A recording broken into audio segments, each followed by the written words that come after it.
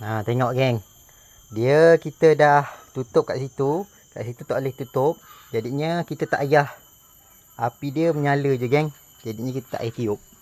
Kita dah masak air. Jadinya kita tak payah api tu masuk ke sana angin terus ke sini. Sini dah tutup. Pergi ke sana. Jadi api tu menyala aja nampak.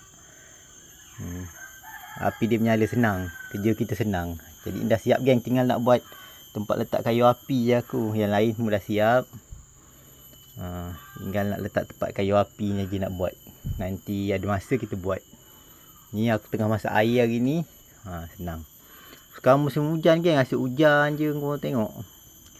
Musim hujan sekarang ni. Area Johor ni musim hujan je.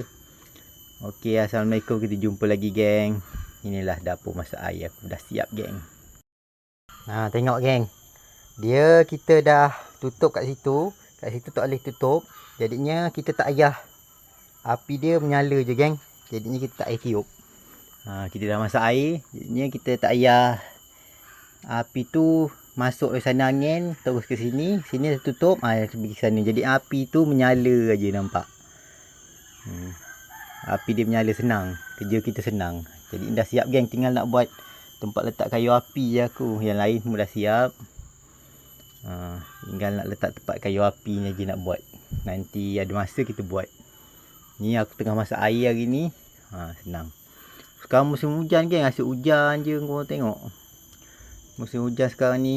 Area Johor ni musim hujan je. Okey, Assalamualaikum. Kita jumpa lagi geng. Inilah dapur masak air aku. Dah siap geng.